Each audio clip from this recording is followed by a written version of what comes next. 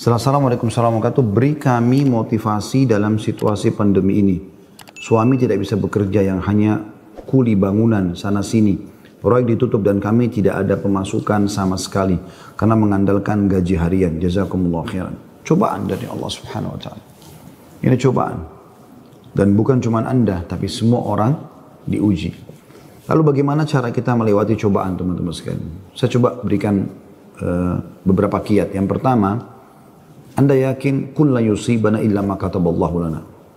Allah mengatakan dalam Al-Quran, ya, katakanlah kami tidak akan ditimpa kecuali dengan apa yang sudah Allah catatkan buat kami. Memang Allah takdirkan ada di detik ini, di waktu ini sedang ada cobaan seperti itu. Tetapi ini harus dikemas dengan ayat yang lain, yaitu inna ma'al usri yusra, ya.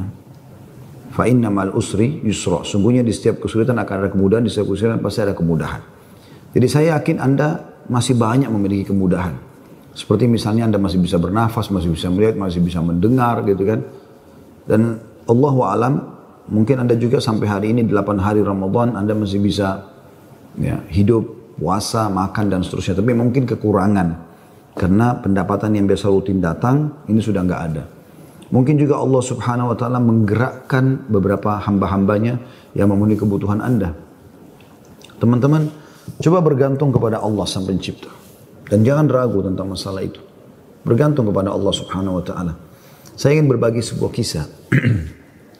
Menukil sebuah kisah seseorang yang sangat susah hidupnya. Dari orang-orang kisah klasik dulu tentunya. Dia sangat susah sekali hidupnya. Dan saking susahnya sampai dia bilang, dia ceritakan dirinya, saya cuma hidup dari pendapatan harian saya. Dia bilang satu waktu saya keluar ingin mencari rezeki. Pada hari itu betul-betul tidak ada sumber rezeki. Kenapa yang saya dapat hari itu itu yang dipakai makan gitu. Dia bilang saya sudah keliling sana sini tidak ada makanan. Dan sampai saya tidak pulang ke rumah sampai di awal malam selepas Isya lebih. Istri sama anak saya sudah menunggu. Kemudian saya pun pulang ke rumah. Begitu pulang ke rumah, dibuka pintu, disambutlah oleh anak dan istri dengan harapan selain menemui saya juga mereka berharap bisa ada makanan dan minuman seperti biasa. Tapi karena istri saya melihat di tangan saya tidak ada sama sekali bekal apa-apa, maka saya pun duduk, kemudian diberikan air putih, lalu dia bertanya, apa hari ini nggak ada bekal makanan? Lalu saya menjawab, sama sekali saya nggak temukan pekerjaan. Saya tidak tahu harus mencari di mana lagi. Lalu kata istrinya, lalu apakah kita harus tidur dalam kondisi kelaparan? Saya sama anak-anak betul-betul belum makan sama sekali dari pagi gitu. Maka kata dia, baik, saya istirahat sejenak, baru saya akan keluar cari rezeki lagi. Mudah-mudahan malam ini Allah berikan kepada kita. Kata istrinya, baiklah kalau gitu. Subhanallah, tanpa mengenal letih, laki-laki yang soleh ini dia keluar dari rumahnya. Dan waktu dia keluar, sudah masuk, kalau kita sekarang jam 12 malam. Zaman dulu belum ada lampu kayak kita sekarang. Mungkin di jam 10 malam aja kalau kita sekarang itu sudah, zaman dulu orang sudah tidur semua. Gelap. Maka dia pun jalan, dia tidak tahu mau kemana sambil dia berdoa kepada Allah SWT, ya Allah, kemana langkah kakiku ini? Aku sendiri belum makan seharian, anak istriku juga belum makan. Berikanlah kami rezeki. Sambil berjalan, dia bilang mata saya tiba-tiba melihat sebuah masjid. Di sekitar rumahnya, tidak jauh dari rumahnya. Gelap, nggak ada lampu kan, zaman dulu belum ada lampu, orang pakai sumbu, pakai minyak, dinyalakan, kemudian baru terang, itu pun sangat kecil penerangannya sebagaimana kita tahu kalau pakai sumbu. Maka dia coba nyalakan api, menyala, kemudian dia wudu, dia sholat, dia tidak tahu harus buat apa lagi. Mulai ada sholat, habis sholat dia berdoa kepada Allah Subhanahu wa taala supaya dimudahkan, dikasih rezeki, dikasih segala macam, dan dikeluarkan dari masalah kemiskinan ini. Setelah itu, subhanallah, terjadi pada malam itu, penguasa di wilayah itu, kalau kita bisa bahasakan rajanya, gelisah, nggak bisa tidur. Dan seperti orang ketakutan akan meninggal dunia. Hatinya terdorong untuk bersedekah. Maka dia mengambil beberapa kantong isinya emas. Ya. Lalu dibawa sama dia, dan dia bilang, ya Allah, hatiku sangat gelisah, aku takut meninggal sementara aku masih belum memiliki bekal yang cukup bertemu denganmu. Maka izinkanlah hambamu ini bersedekah di jalanmu. Dia bawa berapa banyak karung yang dia bisa bawa, karung-karung kecil, bungkusan emas semuanya. Dia naik kuda dan dia mengatakan, ya Allah, Dan aku minta petunjuk kepadamu. Aku tidak akan memegang tali kekangan kudaku ini, aku biarkan jalan. Raja tidak minta dikawal oleh siapapun. Tergerak hatinya begitu. Subhanallah, dia jalan. Jalan. Subhanallah, ya, Maha Suci Allah, kisah nyata ini menjelaskan. Kudanya berhenti di masjid yang ada orang soleh tadi yang susah itu.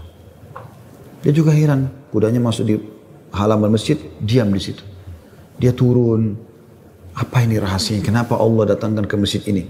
Dia bilang, saya masuk ke masjid gelap. Cuma ada satu saja sumbu lampu, ya, sumbu lilin.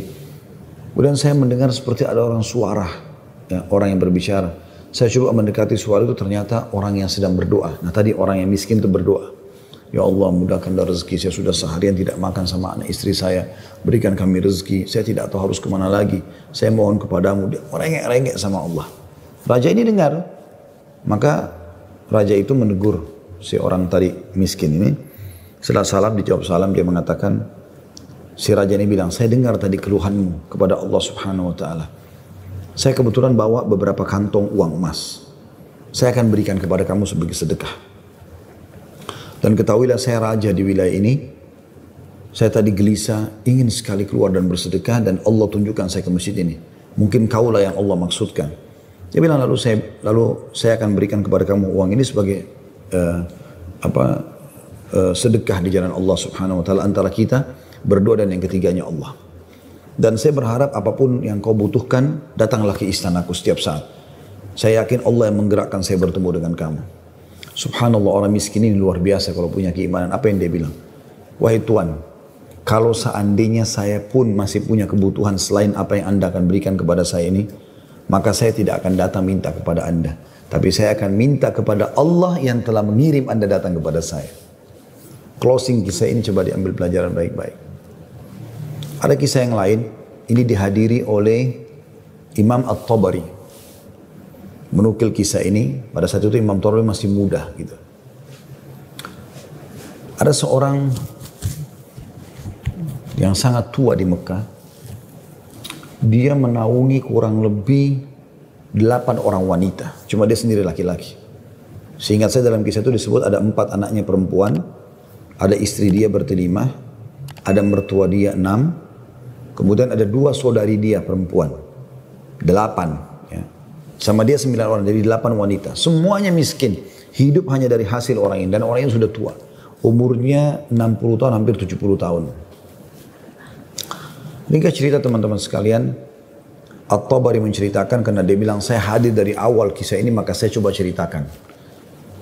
Dia bilang ada seseorang yang tua, miskin. Saya melihat lalu lalang di sekitar Masjidil Haram di Mekah, ya, di musim haji. Dia coba mencari sesuap nasi gitu kan. Kata Imam Tabari. Kemudian dia tidak temukan. Lalu dia pulang ke rumahnya. Imam Tabari tertarik untuk mengikuti orang ini sampai akhirnya tiba di rumahnya. Dan dia lihat keadaannya orang ini susah, miskin sekali gitu. Yang jelas dia ditanya oleh istrinya, mirip dengan kisah tadi, apakah ada makanan buat kita hari ini? Kebetulan waktu itu awal Ramadan di Mekah. Mereka tadi sahur, tidak ada makanan, sekarang mau buka puasa juga nggak ada makanan. Maka dia bilang, saya sudah coba tadi keliling mencari makanan buat kita buka puasa, tapi nggak ada. Kemudian dia bilang, coba saya keluar lagi. Keluarlah orang tua ini, jalan jauh dari rumahnya. Apa kira-kira yang harus dia lakukan? Dia harus kerja kemana? Sambil bermunajat kepada Allah, ya Allah berikanlah rezeki. Sampai karena dia capek, dia duduk di sebuah pohon, dibawa sebuah pohon. Kemudian dia sengaja tangannya dia menyentuh tanah yang ada di situ. Kemudian dia menyentuh seperti satu barang keras gitu. Waktu dia lihat ternyata ada kotak di sebelah dia. Dia tidak perhatikan waktu pas mau duduk. Dan kotak ini biasa dipakai untuk ngisi emas gitu. Maka dibuka lah sama dia. Kotak tersebut ternyata betul ada emas dalam. Banyak sekali. Kalau saya tidak salah waktu itu 1000 keping emas ya. Maka dia pun melihat membuka, ini harta yang luar biasa. Di siang hari nggak ada orang di bawah pohon, gitu kan. Dia lihat kiri kanan, nggak ada pemukiman masyarakat di pinggiran sekali, gitu kan. Maka diambil sama dia, dibungkus dengan rapi pada saat itu dengan kainnya. Dan dia sempat berpikir, terlintas di benaknya, syaitan menggoda, gitu kan. Kau orang miskin, kalaupun kau tidak mau mengambil semua, ambillah minimal 1 batang emas atau 1 koin dinar emas, ya, yang kau bisa infakkan untuk buka puasa keluargamu. Tapi dia melawan sambil dia mengatakan, tidak bisa, ini bukan hak saya. Kalaupun ini luqata ini seperti harta yang harta yang ditemukan. Kan itu syaratnya harus teman-teman sekalian diiklankan selama setahun ya. Selama setahun Anda iklankan, kalau sudah setahun baru bisa mungkin jadi hak milik Anda. Ya. Yang jelas teman-teman sekalian, dia pulang ke rumahnya, lalu kemudian dia rencana tidak mau sampaikan kepada istrinya. Terus istrinya rupanya karena membuka pintu melihat ada di tangannya sesuatu, maka istrinya bilang, apa kau sudah bawa bekal buat kami? Kata dia, nggak ada. Lalu kemudian dia mengatakan, tapi apa itu? Di bawah bungkusan kainmu. Dia bilang, ini bukan urusan kamu. Dia bilang, saya minta atas nama Allah, jelaskan apa itu. Karena istrinya membawa nama Allah, maka dia mengatakan, ceritanya begini tadi. Istrinya, perempuan, miskin, dengar emas gitu kan.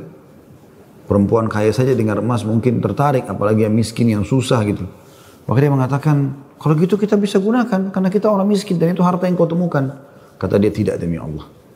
Kalaupun ini kita bisa gunakan setelah 1 tahun kita iklankan.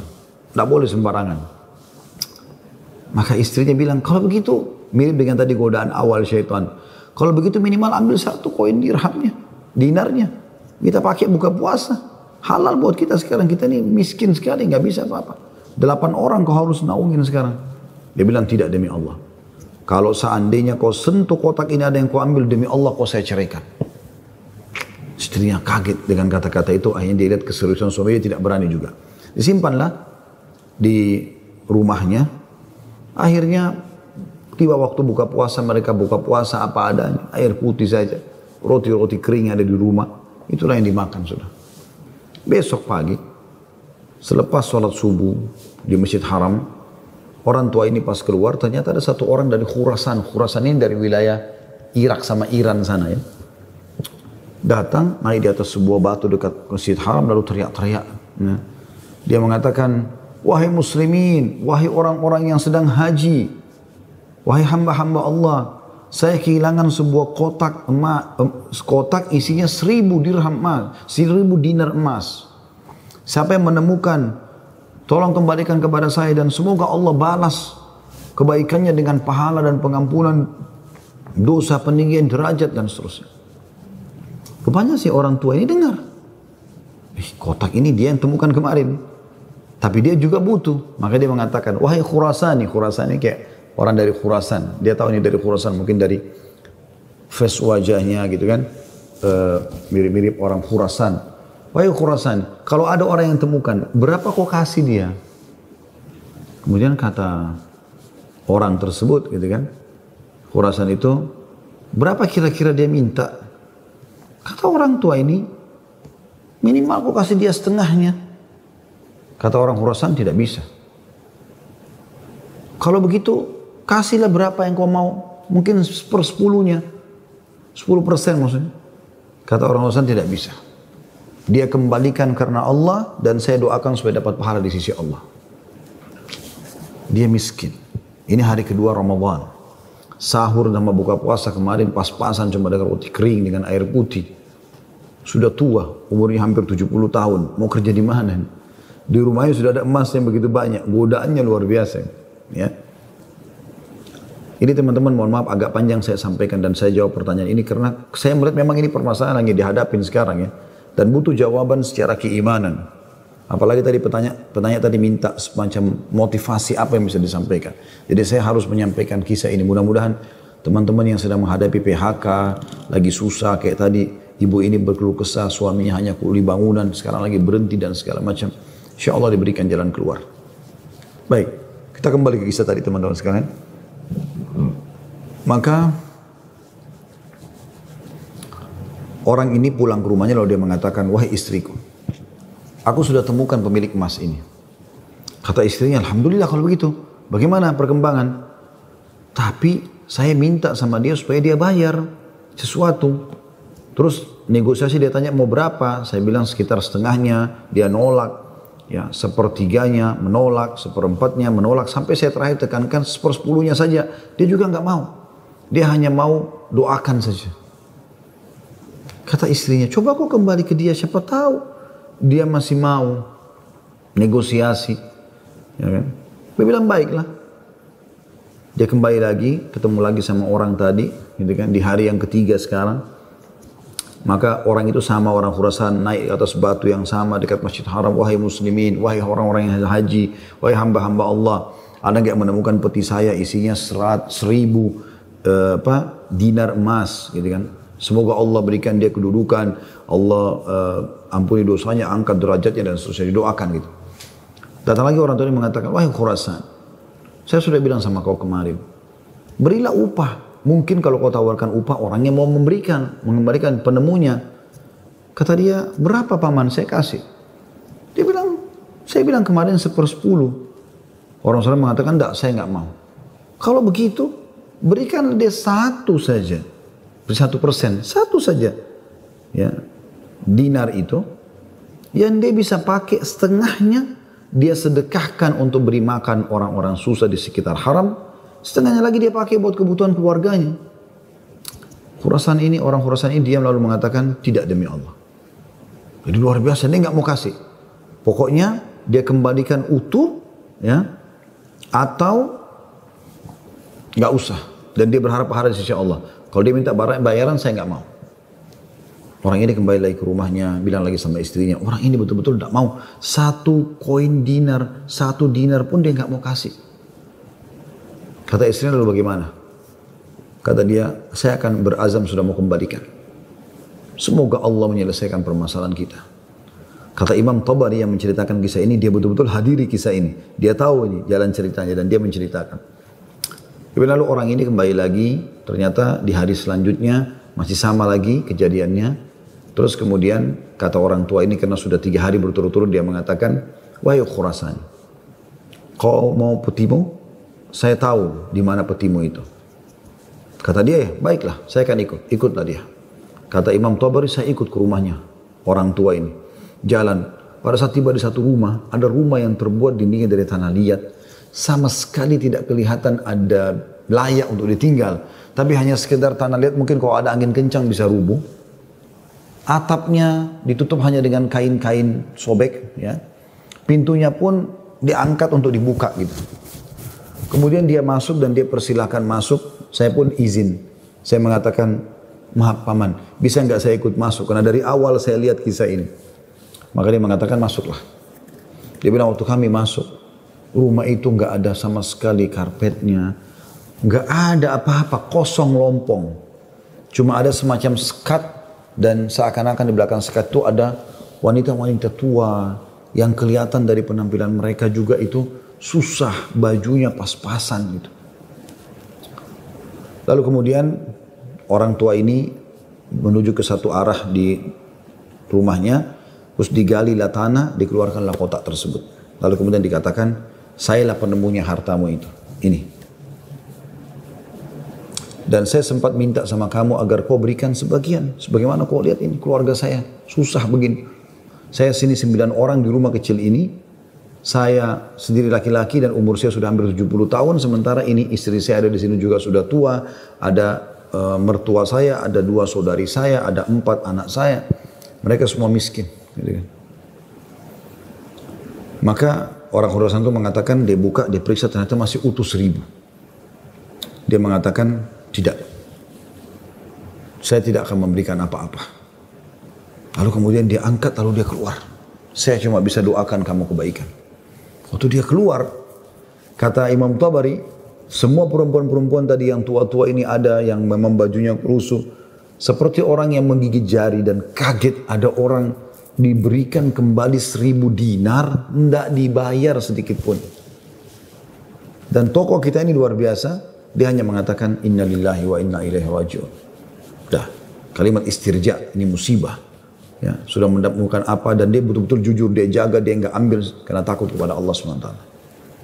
Dia bilang sementara itu, kata Imam Tabari bilang, saya tidak tahu mau bilang apa. Saya pun menundukkan kepala, serba salah karena waktu itu Imam Tabari masih muda dan belum punya apa-apa gitu. Dia juga membantu apa gitu. Dia bilang, tiba-tiba ada yang ketuk pintu. Lalu pemilik rumah ini buka, ternyata orang Khurasan tadi kembali lagi. Kata dia, ada apa wahai Khurasani? Ya, istilahkan Khurasani maksudnya nisbat kepada negeri Khurasan itu ya. Kata orang Khurasan itu, bisa saya masuk? Kata dia, baik silahkan masuk. Masuklah dia. Kemudian dia mengatakan begini ceritanya. Saya ini punya seorang ayah yang meninggalkan 3 peti emas seperti ini. Masing-masing isinya 1000 dinar emas. 1000 dinar emas. Saat dia ayah saya waktu mau meninggal, dia mengatakan, 1 dinar emas kamu bagikan sebagai warisan. 1 dinar emas, 1 kotak maksudnya, bukan 1 dinar ya, maksudnya 1 kotak. Berarti 1000 dinar emas kau bagikan sebagai warisan. Itu sudah banyak sekali. 1 kotak 1000 dinar emas lagi kamu gunakan untuk pergi haji kalau aku meninggal. Dan 1 kotak dinar emas lagi, sepertiga hartanya maksudnya, itu kau berikan kepada 1 orang yang sangat miskin dan susah. Saya ingin supaya mereka jadi baik kehidupannya. Maka dia bilang orang Husain ini, itulah sebabnya wahai paman, saya tidak mau memberikan Anda 1 dirham, 1 dinar pun. Karena ini amanah orang tua saya. Tapi demi Allah, setelah saya keluar dari sini, saya tadinya memang mau menguji, mau melihat apakah Anda betul-betul susah atau tidak. Ternyata sudah saya lihat tempat Anda dan saya keluar, Anda pun tidak marah, tidak apa. Maka saya melihat Anda orang yang paling layak untuk menerima. Maka ambillah ini semua sedekah atas nama ayahku. Kata Imam Tabari, tiba-tiba orang itu taruh, kemudian dia lari, pergi. Saya berusaha mengejarnya, ingin mengucapkan terima kasih bersama pemilik rumah. Kami sudah tidak bisa melihatnya, dia sudah hilang orang itu. Kemudian saya pun dipanggil kembali oleh pemilik rumah. Duduk, kemudian dibukalah pada saat itu kotak itu. Lalu mulai dia panggil ke 8 wanita yang ada di rumahnya itu. Kata Imam Tabari, demi Allah dia mulai membagi kepada kami rata. Semua, satu-satu perempuan dikasih 1, dilempar. Dan diduduk seperti orang yang duduk bersila. Jadi kain baju itu ya habis itu biasanya kita tahu kalau kita bersila bisa ditaruh sesuatu ya. Maka mulai dia melempar dinar-dinar emas itu satu persatu. Kata Imam Tabari, ke dia juga 1, lalu dilempar ke saya juga 1. Karena jumlah kami 10, karena kan tadi mereka 9, orang ini sama 8 orang wanita sama Imam Tabari itu 10. Maka kami masing-masing mendapatkan ya 100 dinar. Kan 1000 kan? 100 dinar. 100 dinar banyak sekali udah. Gitu kan jumlahnya. Setelah selesai, lalu dia mengatakan kepada istrinya, wahai istri, bukankah ini lebih baik setelah kita sabar sedikit, Allah menjadikan semua jadi milik kita, daripada kemarin kamu ambil 1 dinar tapi haram. Kemudian dia balik kepada saya, kata Imam Tabari, dan dia mengatakan, demi Allah, baju ini yang saya pakai, dia bilang, hanya ini baju yang utuh di rumah kami. Sebagaimana kau lihat baju-baju ini semua yang dipakai oleh keluargaku, tidak ada yang layak dipakai sholat.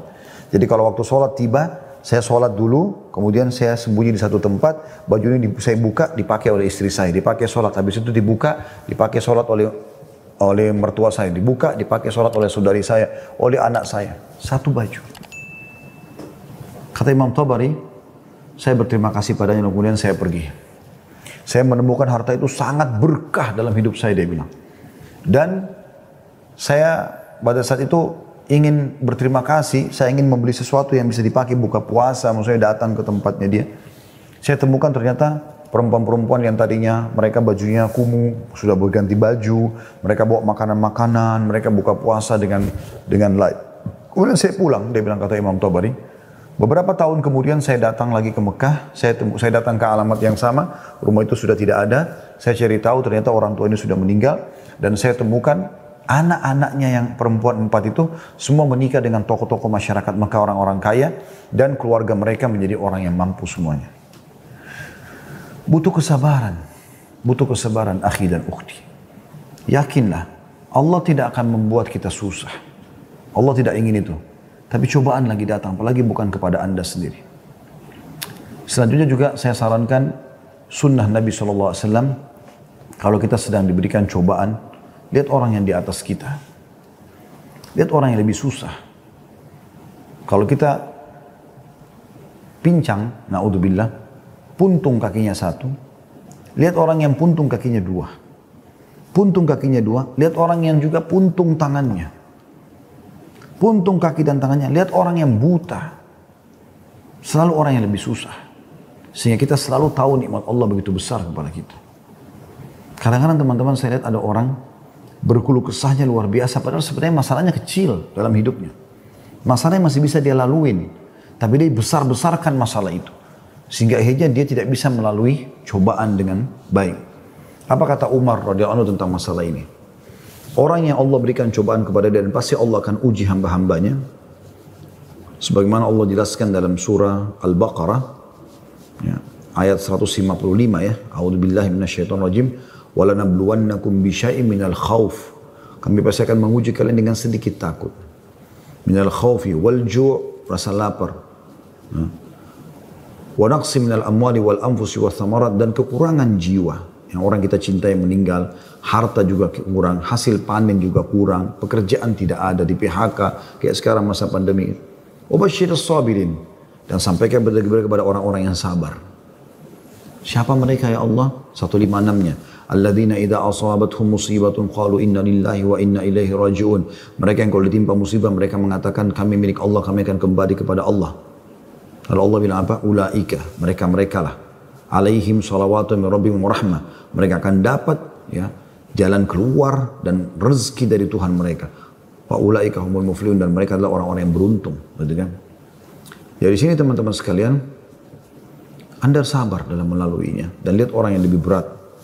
Insya Allah akan ada jalan keluar, tidak mungkin tidak. Yang penting teman-teman, di saat kita lagi genting, terus bergerak, terus berusaha, terus ikhtiar.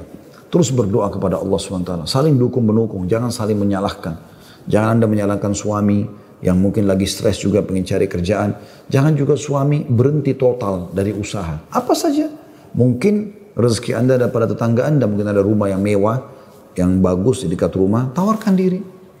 Betul-betul masa pandemi ini saya kuli bangunan, saya nggak bisa kerja apa-apa, rumah saya di sebelah sini. Ada yang bisa saya kerjakan, bersihin kebun kah, ke taman kah, di sini. Apalah ya, cuci mobil, kan bisa apa saja. Coba, mungkin rezeki di situ.